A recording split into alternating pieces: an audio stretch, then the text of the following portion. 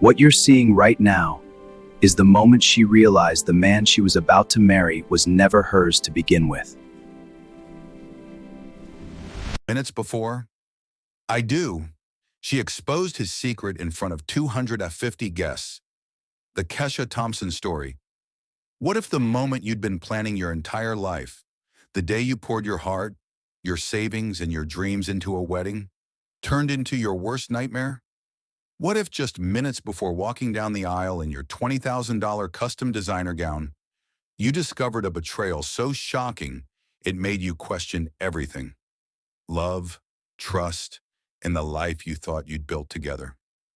This is the true story of Kesha Thompson, a successful real estate investment banker from Atlanta, whose wedding day revelation didn't just break her heart. It sparked a response so calculated, so unexpected, it became legendary in her community. This isn't another wedding drama. This is a story about heartbreak turned into empowerment, a betrayal transformed into triumph, and the kind of poetic justice that makes you believe in karma. Before we dive into this incredible story, make sure to hit that subscribe button and turn on notifications. Drop your city in the comments below. I want to see where you're watching from. Now let's rewind to a Saturday morning in June, to the presidential suite of the Buckhead Grand Hotel, where Kesha's world was about to shatter into a million pieces. To understand what happened on that June Saturday, you have to understand who Kesha Thompson was before Marcus Williams entered her life.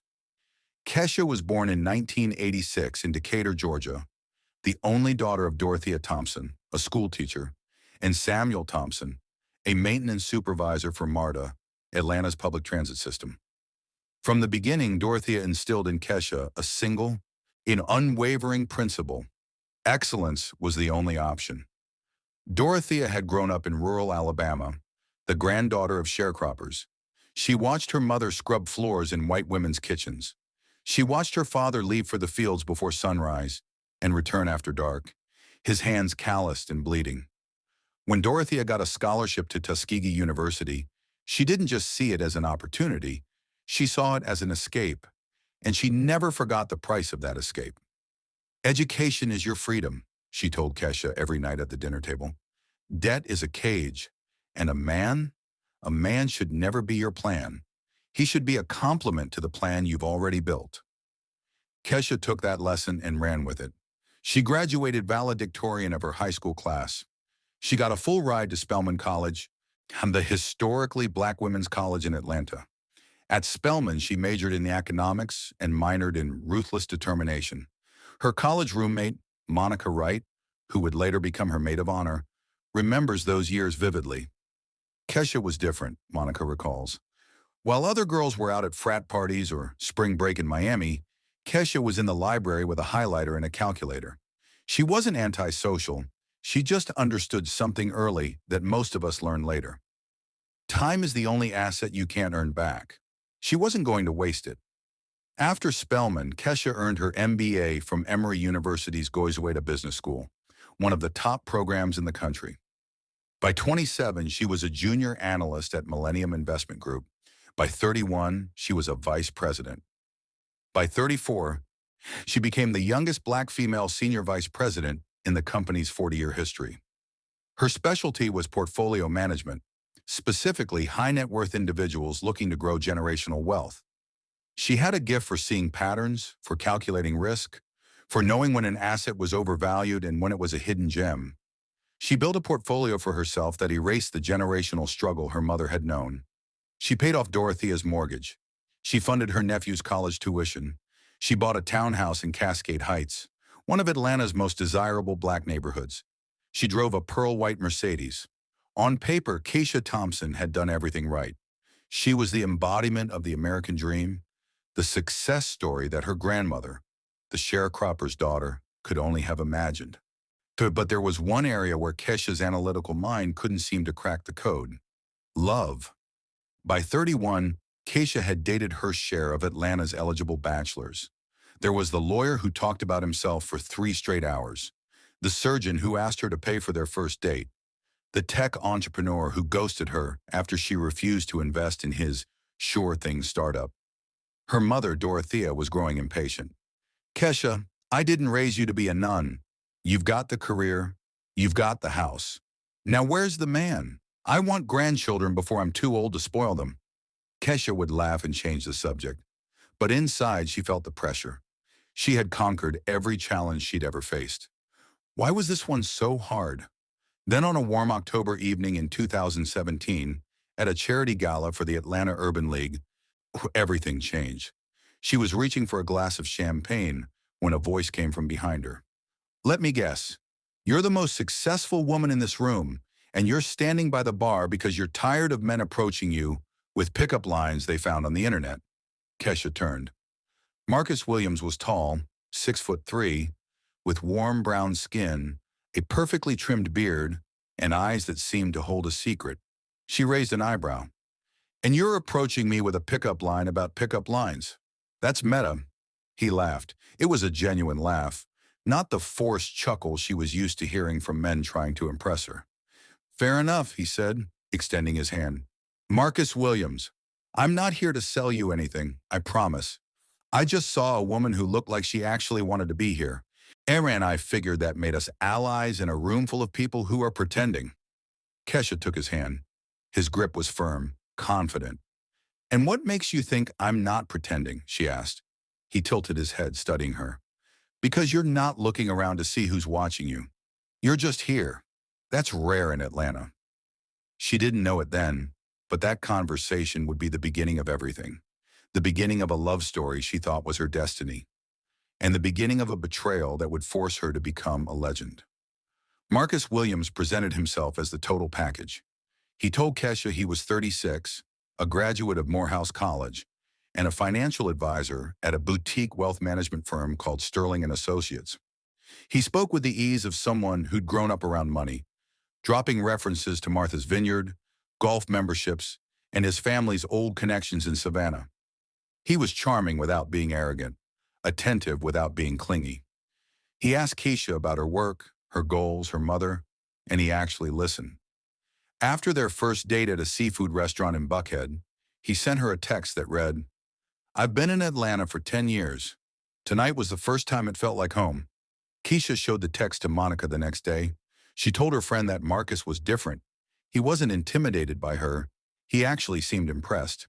Monica warned her to be careful, noting that men who were that smooth usually had a lot of practice. But Kesha was already falling. The first 3 months were a whirlwind. Marcus took her to the High Museum of Art for a private after-hours tour. He surprised her with front-row tickets to see her favorite R&B artist at State Farm Arena. He showed up at her townhouse one rainy Sunday with a pot of gumbo he'd made from his grandmother's recipe, and they spent the afternoon watching old movies on her couch. He met Dorothea at a Sunday dinner, and her mother, usually skeptical of any man pursuing her daughter, was charmed. He brought flowers for Dorothea, not just for Kesha, and he called her Miss Dorothea. Any man raised right enough to say ma'am and bring flowers to the mother, Dorothea thought, was a good sign. By month 4, Marcus had keys to her townhouse. By month 6, they were talking about the future. In February 2018, Marcus invited her to a weekend trip to Sea Island. It's the exclusive coastal resort in Georgia. He booked a cottage at the Cloister, the kind of place where rooms start at $1,200 a night. That weekend, over dinner at the resort's 5-star restaurant, he told her something that made her heart swell. He told her that he had been with a lot of women and he wasn't going to lie about that, but he had never met anyone like her. He said she wasn't just successful, she was substantial. She had depth, she had purpose, and he wanted to spend his life learning from her. Kesha, who had spent her entire career being told she was too much or too ambitious by men who felt threatened, felt tears prick her eyes. She reached across the table and took his hand. She had never met anyone like him either. 2 months later, Marcus proposed. It was a Saturday afternoon in April. He told her to dress casually and meet him at Lake Lanier. When she arrived, a private yacht was waiting. As they sailed across the glittering water, he dropped to one knee and opened a small velvet box. Inside was a diamond so brilliant it seemed to capture the sun. He told her that he had spent his whole life looking for something that felt like forever, and he had found it in her. He asked her to marry him. She said yes before he finished the sentence. She called Dorothea immediately. Her mother screamed so loud Kesha had to hold the phone away from her ear. Dorothea knew it. She knew Marcus was the one. That night, Kesha posted a photo of the ring on Instagram with the caption, "He found me." Kesha and Mark. Within hours, she had over 2,000 likes and hundreds of comments. Friends, colleagues, even former classmates reached out to congratulate her. She felt like she was living in a dream. But dreams, as she would soon discover, have a way of turning into nightmares when you least expect them. The wedding planning began immediately. Kesha, ever the strategist, approached it like a project. She created spreadsheets. She set a budget. She scheduled vendor meetings with military precision. Initially, the plan was modest. An intimate ceremony with 75 guests, a beautiful but simple reception at a small venue in Midtown Atlanta. Total budget of $40,000. But Marcus had other ideas. He told Kesha to think about it. This wasn't just a wedding, it was a statement. She was a senior VP at one of the biggest firms in Atlanta, and he was building his client base. The people at this wedding were going to be investors, business owners, and influencers. This was social capital. Kesha, who had spent her career understanding the value of networking, couldn't argue with the logic. Marcus added that they couldn't afford to look small. If they wanted to move in certain circles, they had to look like they belonged there. This was an investment in their future, and that was the word that sealed it. Investment. Kesha knew investments, and if Marcus was right, if this wedding could open doors for both of them, then maybe spending more made sense. The $40,000 budget became $60,000, then $80,000, then $100,000. By the time they were 6 months out, the total had ballooned to $120,000. The venue changed from the intimate Midtown space to the grand ballroom at the Buckhead Grand Hotel. The guest list grew from 75 to 250. Once the flowers went from simple roses to elaborate cascading arrangements flown in from Holland. The band was a 12-piece ensemble from New Orleans that charged $15,000 just for the night. And then there was the dress. Kesha had always imagined herself in a simple, elegant gown. But Marcus insisted she go all out. He told her this was her moment. She only got one wedding day, and she should look like a queen. The Vera Wang gown, hand-sewn French lace, Swarovski crystals, a train that stretched 6 feet behind her, cost $20,000. Kesha hesitated. Even with her salary, $20,000 for a dress she would wear for 8 hours felt excessive. But Marcus told her to stop thinking like an accountant. This was their story, their legacy. When people look back at photos of this day, he wanted them to see a woman who knew her worth. She bought the dress, but not everyone was blind to what was happening. Monica, who had been quiet during the early planning stages, started to notice patterns that troubled her. It was small things at first. Every time Kesha suggested cutting costs, Marcus would make her feel like she was being small-minded or not thinking big enough. And she was so in love, she believed him. But Monica watched her slowly give up control of her own wedding. And that wasn't Kesha. Kesha never gave up control. There were other red flags, too. Marcus insisted on handling the finances for several of the vendors. He told Kesha she was busy with work and that he would handle it. He was a financial advisor, after all. This was what he did. Kesha, exhausted from a major portfolio restructuring at work, agreed. Once she gave him access to the wedding account, a joint account she had funded with $60,000 of her own money. She didn't know that Marcus was using that account to pay off his own debts, or that he was funneling money to a separate account she didn't know existed. She didn't know that the boutique wealth management firm he worked for had quietly let him go 6 months ago, and that he had been pretending to go to work every day while actually sitting in coffee shops, applying for jobs that never came. And she definitely didn't know about Celeste. Celeste Morgan was an event planner who specialized in corporate retreats. She was 32, beautiful, ambitious, and she had met Marcus at a networking event 6 months before the wedding. By the time Kesha was tasting wedding cakes and choosing centerpieces, Marcus and Celeste were already deep into an affair. But Kesha didn't see any of it. She saw the man who brought her coffee in bed every morning. She saw the man who told her she was beautiful when she woke up without makeup. She saw the man who cried at her mother's birthday dinner when Dorothea gave a speech about how proud she was of her daughter. She saw the man she thought she was going to marry. June 15th dawned clear and warm, a perfect Georgia summer day. In the presidential suite of the Buckhead Grand, Kesha woke at 6 a.m., her stomach fluttering with a mixture of excitement and nerves. The suite had been transformed into a bridal oasis. Her mother, Dorothea, had arrived at 5:30 a.m. with a basket of pastries and a bottle of champagne. The bridesmaids, Monica, Kesha's cousin Sasha, and two college friends were scheduled to arrive at 8 o'clock. The hair and makeup team would be there by 9 o'clock. By 7 a.m., the suite was buzzing. Dorothea was directing traffic, making sure everyone had eaten, that the dresses were steamed, that the bouquets were in water. But Kesha noticed that Monica, who was supposed to be her rock, was acting strangely. She arrived at 7:30, earlier than planned, and immediately excused herself to the bathroom. When she came out, her face was pale. Kesha asked if she was okay, saying she looked like she had seen a ghost.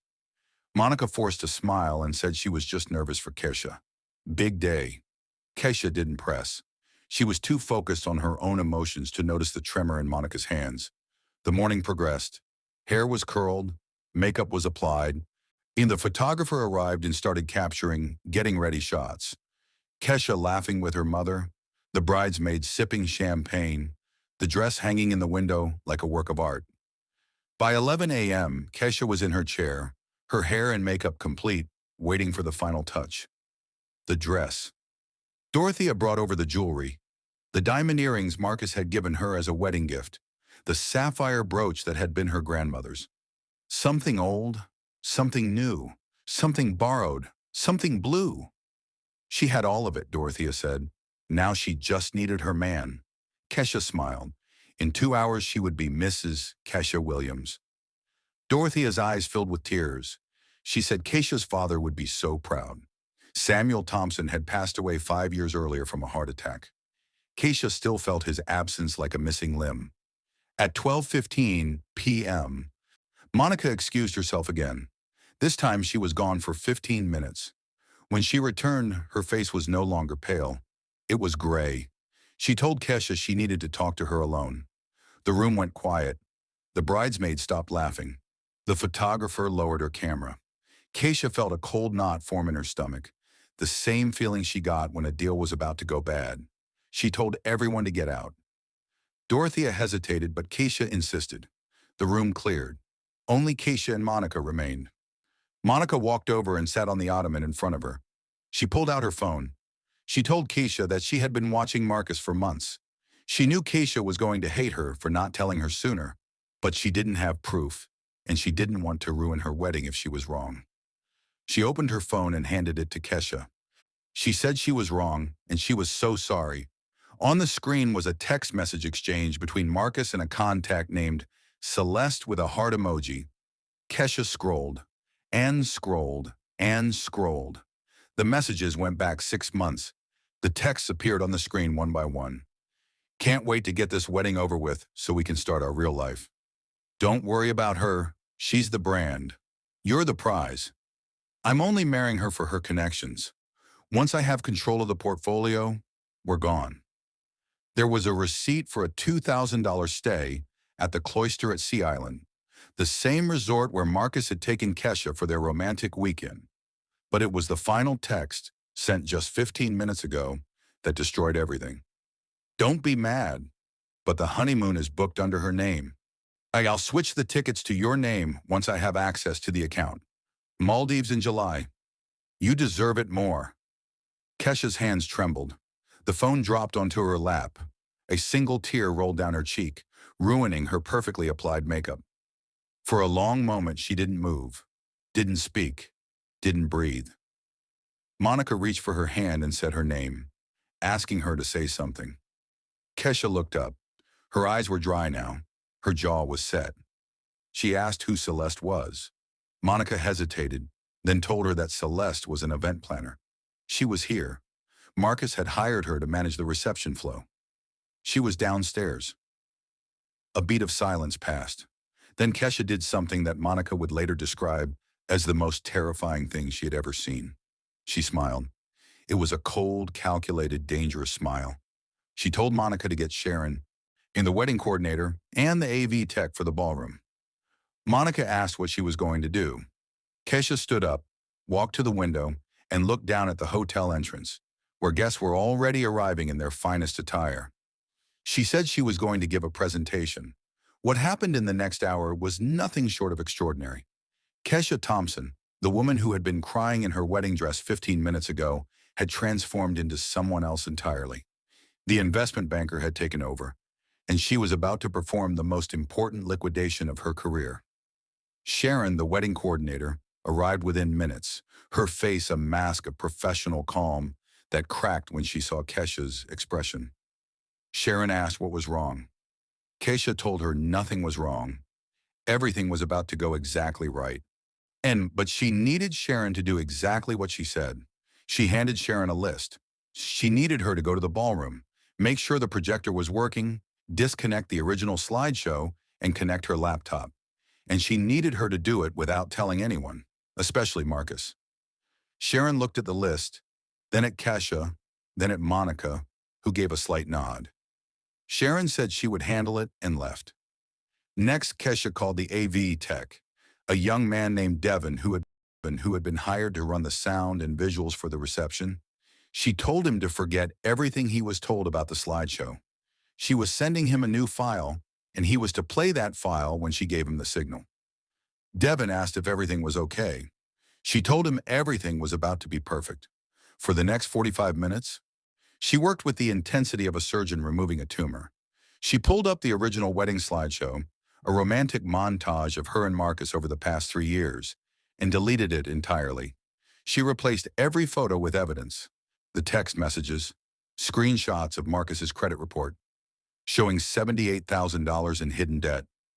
The child support lien for a child he had told her didn't exist. The bank records showing money she had given him for the wedding being diverted to unknown accounts.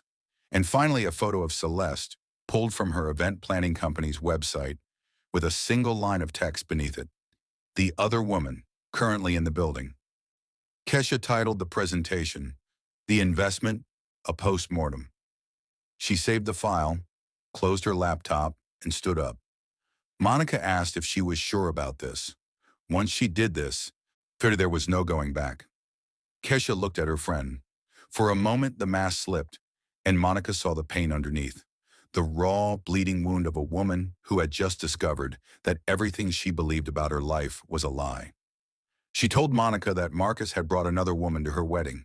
He was going to steal her money, use her connections, and then leave her for her.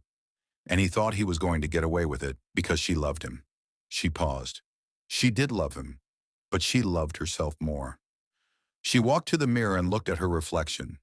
The makeup artist had fixed her tears. The gown was waiting.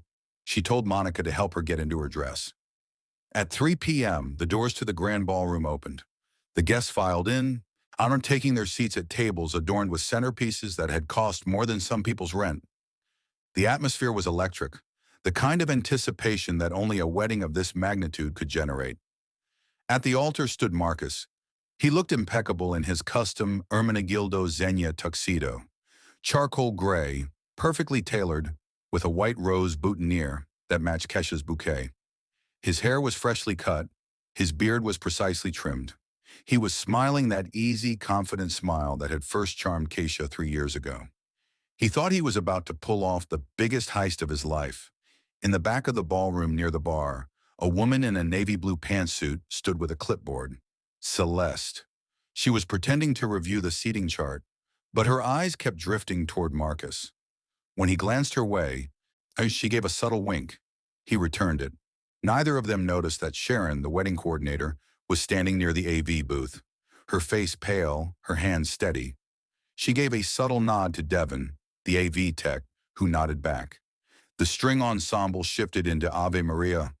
The guests rose to their feet, craning their necks toward the back of the ballroom. The doors opened. Kesha stood there, alone. No father giving her away. No bridal party flanking her. No flower girls scattering petals. Just Kesha, in her $20,000 Vera Wang gown, holding a single microphone. A ripple of confusion went through the crowd. Guests exchanged glances. Marcus's smile faltered. The string ensemble faltered, then stopped. Kesha began to walk. She walked down the aisle slowly, deliberately. The train of her gown whispered against the marble floor. Every click of her heels was a drumbeat of finality. She didn't look at Marcus. She didn't look at Celeste. She kept her eyes fixed on the head table, where a large projector screen had been set up for the reception slideshow. She passed her mother, who was sitting in the front row. Dorothea's face was wet with tears, but she wasn't crying from sadness. She was crying from pride. She knew her daughter, and she knew what was coming. Kesha didn't stop at the altar. She walked past Marcus without looking at him, her gaze never wavering from the stage. She climbed the 3 steps, turned, and faced the guests. For a moment, she just looked at them. 250 people, colleagues from Millennium Investment Group, old college friends, distant cousins who had flown in from across the country, her mother's church friends, Marcus's business associates, all of them watching her with expressions ranging from confusion to concern.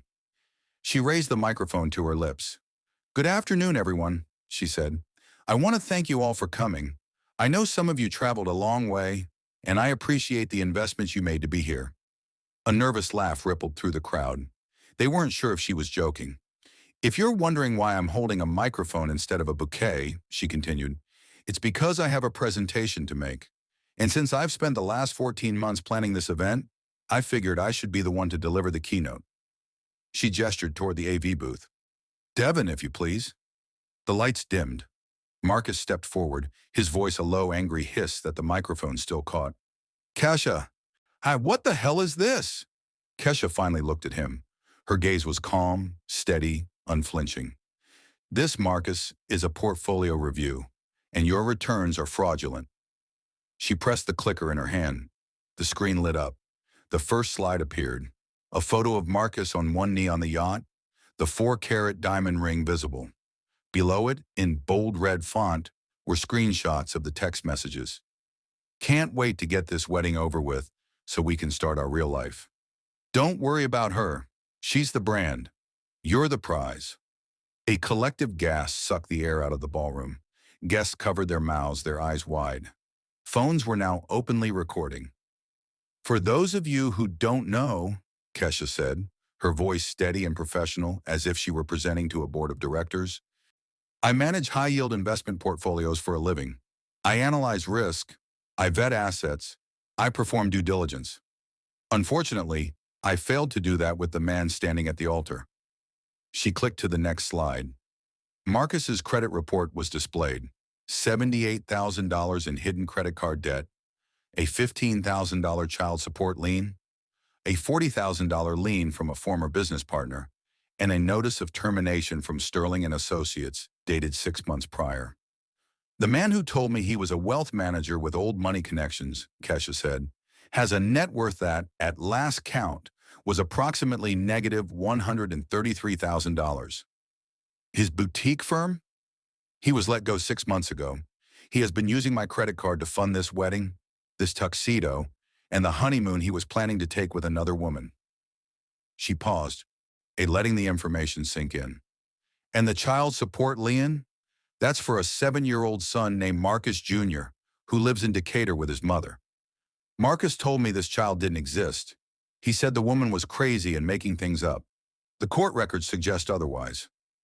Guests turned to look at Marcus. Some shook their heads. One woman in the back was openly crying. Marcus's face was no longer angry. He was pale. His mouth was open, but no words were coming out. She clicked again. The third slide displayed Celeste's professional headshot, her Instagram profile, and a live photo taken minutes ago. Celeste standing by the bar, her face frozen in shock. "Celeste Morgan," Kesha announced, "event planner, specializes in corporate retreats, and for the past 6 months, Marcus's mistress.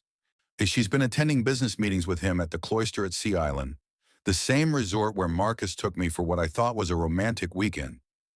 She's been receiving gifts purchased with my credit card, and she is currently standing by the bar, wearing a navy blue pantsuit pretending to manage the reception flow.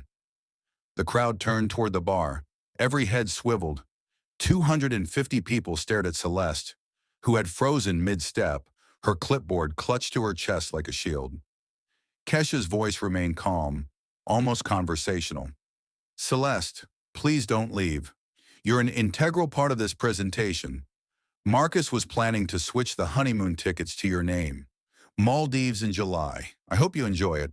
The flights are non-refundable, so they're yours now. Think of it as a severance package." Celeste dropped her clipboard. Papers scattered across the marble floor. She turned and fled toward the service entrance, her heels clacking in a frantic, desperate rhythm. A few guests laughed nervously. Others just stared in disbelief. "And there she goes," Kesha said. "Ladies and gentlemen, the woman my fiancé loves more than me. I hope they're very happy together. I hope she enjoys the debt, the lies, and the child support payments he's been hiding. I hope they have a beautiful life on the foundation of deceit they built together." She clicked to the fourth slide, bank statements showing transfers from Kesha's accounts to Marcus's personal account. A spreadsheet tracking $47,000 in wedding expenses that were never paid to vendors. Onto a receipt for a $3,500 watch purchased 3 days ago, wrapped and waiting for Marcus's business partner, Celeste.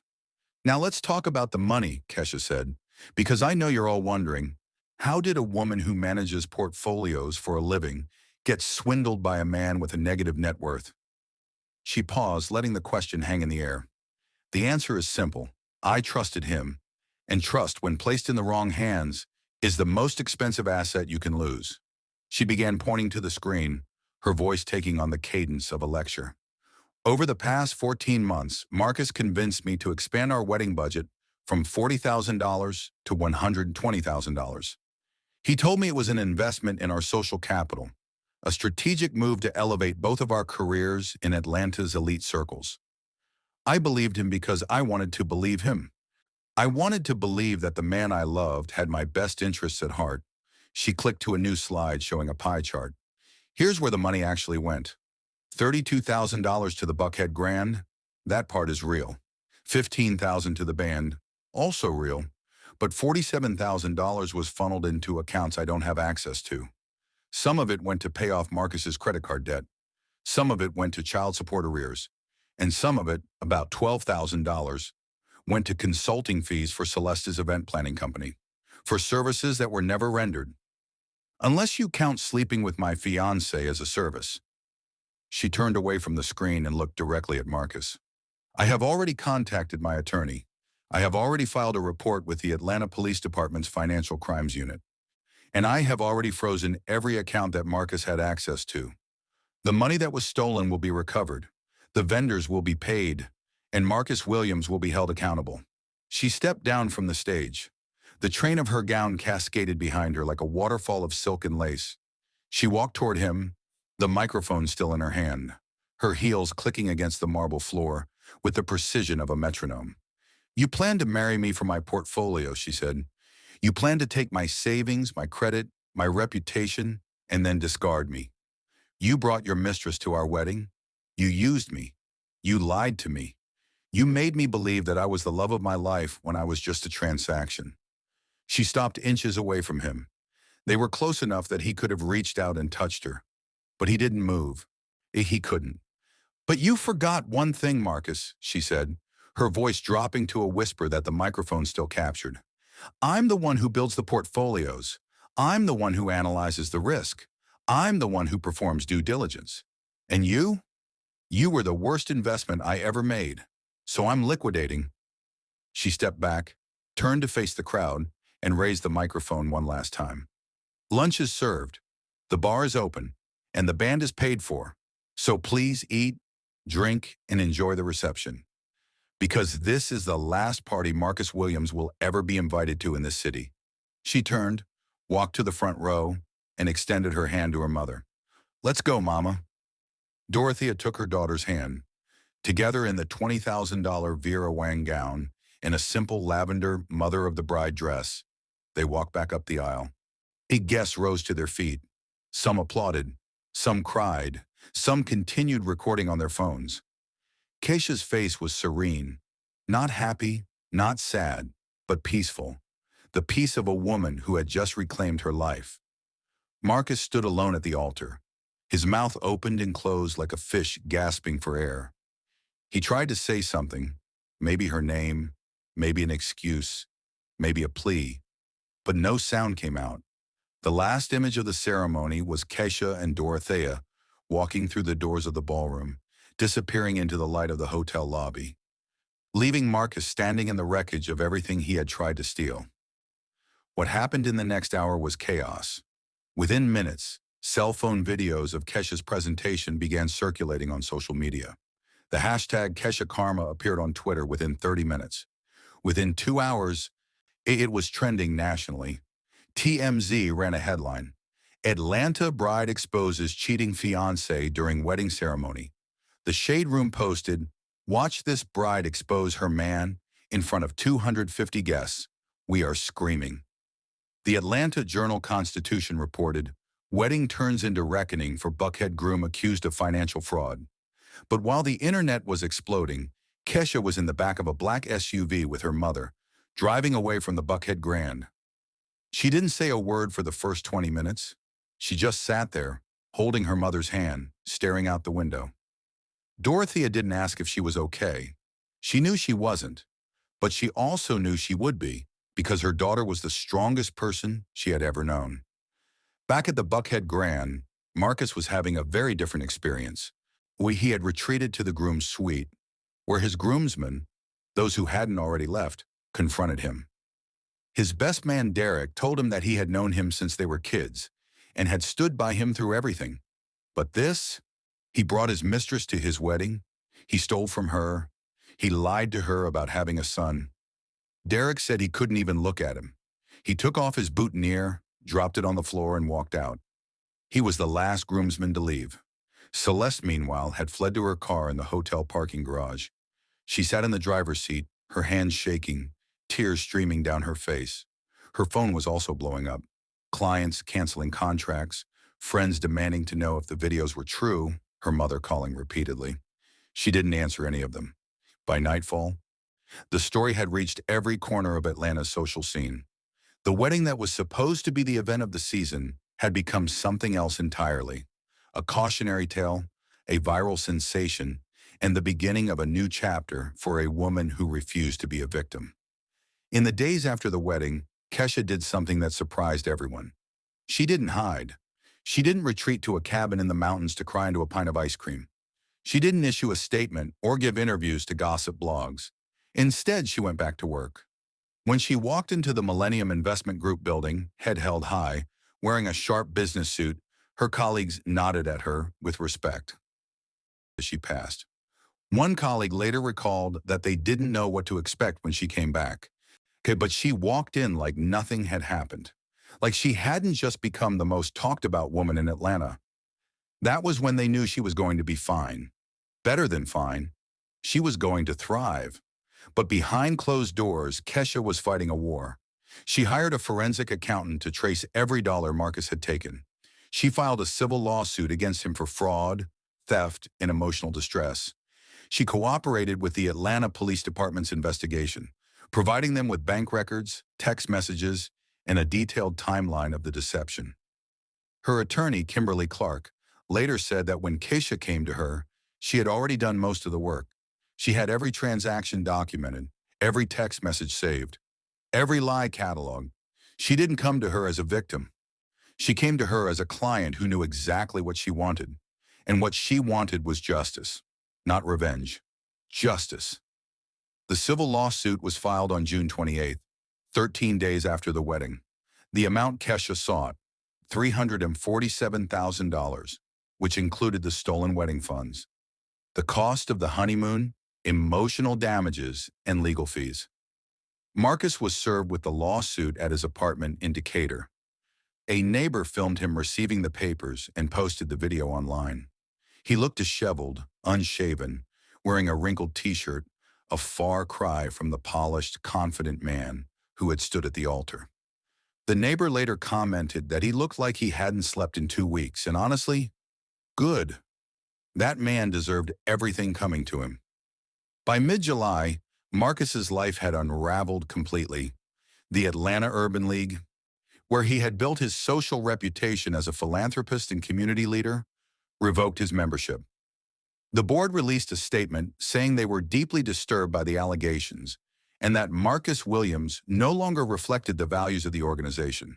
His former employer, Sterling and Associates, released a statement clarifying that Marcus had been terminated for misappropriation of client hospitality funds, a polite way of saying he had been stealing from clients. The child support lien led to a court order garnishing his wages, but since he had lost his job, there were no wages to garnish. He fell further behind on payments. By August, Marcus Williams filed for bankruptcy. Celeste's fate was equally swift. The video of her fleeing the wedding went viral. Her event planning company, which had taken her years to build, lost nearly all of its clients within a week. Brides canceled contracts. Corporate clients went elsewhere. The hashtag Celeste the Homewrecker trended for 3 days. She was forced to close her business in September. By October, she had moved back to her hometown of Mobile, Alabama, to live with her parents. A reporter from a local news station tracked her down at her parents' house. She refused to comment, but her mother appeared on the porch and shouted at the reporter that her daughter made a mistake, that she was a good girl, and to leave her alone. The segment aired that night.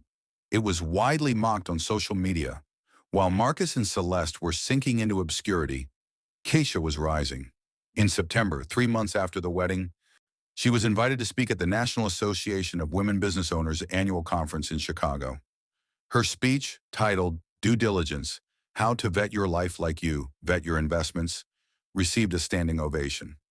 She told the audience that they tell you your wedding day is the most important day of your life, but she disagreed. The most important day of your life, she said, is the day you realize that you are the prize, not the portfolio, not the ring, not the man standing at the altar. You. And when you know your worth, no one can steal it. The speech was recorded and uploaded to YouTube. It gained 2 million views in the first week. Comments poured in. Queen, I'm crying. Every woman needs to hear this. She is my hero. Within a month, Kesha had a book deal. To make the Due Diligence Diet, How to Vet Your Life Like You, Vet Your Investments, was published in March of the following year. It debuted at number 3 on the New York Times bestseller list.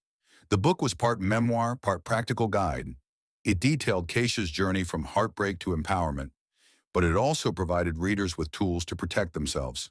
How to run a credit check on a partner before marriage. How to protect assets with a prenuptial agreement. How to recognize the red flags of financial abuse. In the book, she wrote that love is not a replacement for due diligence. You can love someone deeply and still protect yourself.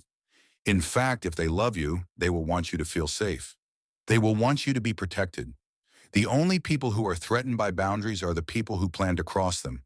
The book sold over 500,000 copies in its first year. It was translated into 12 languages. Oprah Winfrey's production company optioned the film rights. But Kesha didn't stop there. She used the advance from her book to start a foundation called The Bride's Choice. The foundation provided legal and financial resources to women who discovered financial abuse or fraud before their weddings. It offered grants for legal fees, connections to forensic accountants, and a network of therapists who specialized in betrayal trauma. At the foundation launch, Kesha said that she walked down the aisle with a microphone instead of a bouquet. But not every woman has that option. Some women find out the truth days after the wedding. Some find out years later. Some never find out at all.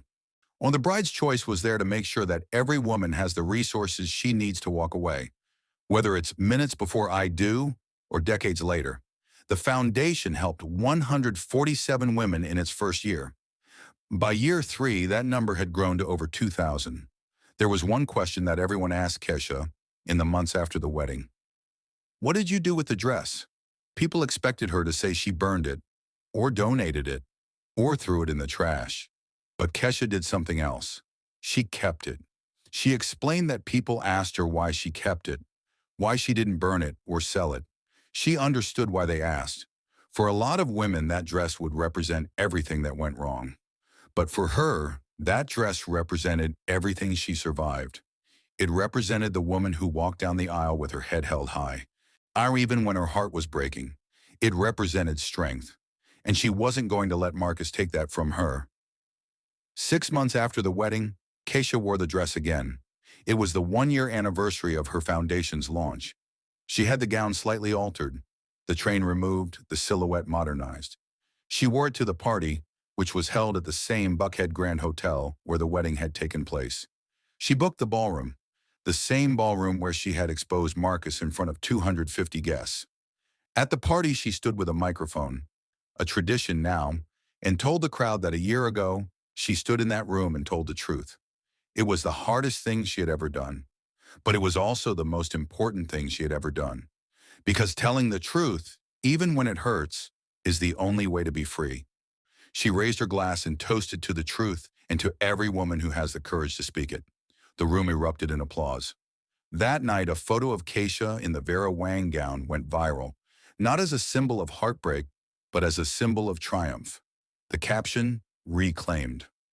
So where are they now? Kesha Thompson is still the senior vice president at Millennium Investment Group. She has been promoted twice since the wedding and now sits on the company's executive board. She has written 2 more books. Her second, The Legacy Portfolio, Building Wealth That Lasts Generations, became an instant bestseller. Her third, The Art of the Exit, Knowing When to Walk Away, is scheduled for release later this year. The Bride's Choice Foundation has expanded to 3 cities, Atlanta, Chicago, and Washington, D.C.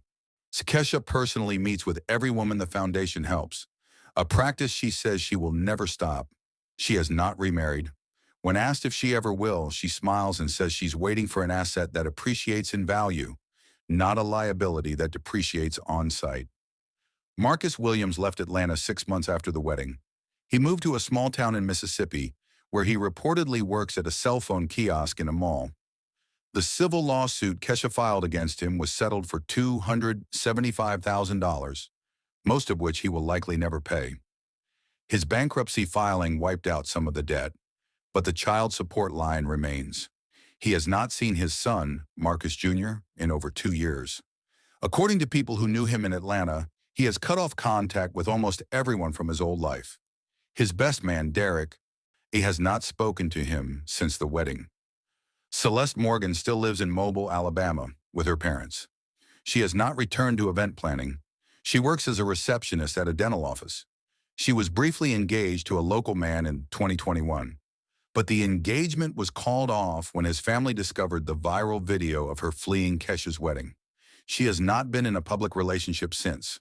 In a rare interview with a local news outlet in 2022, she said she made a mistake, she hurt someone, and she has to live with that every day.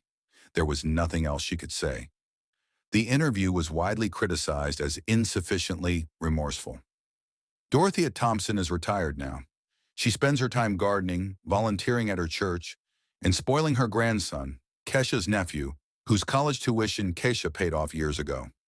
When asked about her daughter's wedding day, she says she cried that day. Not because of what Marcus did, but because of what her daughter did. She stood up, she spoke the truth, and she walked out with her head held high. That's her baby. That's her legacy. Kesha Thompson's story has become legend, not just in Atlanta, but across the country. In wedding industry circles, when a bride discovers a red flag days before her wedding, the planners whisper the same phrase, "Pull a Kesha." At Spelman College, where Kesha studied economics, a new scholarship has been established in her name, the Kesha Thompson Award for Excellence in Financial Literacy. It is awarded annually to a student who demonstrates exceptional understanding of personal finance and economic empowerment.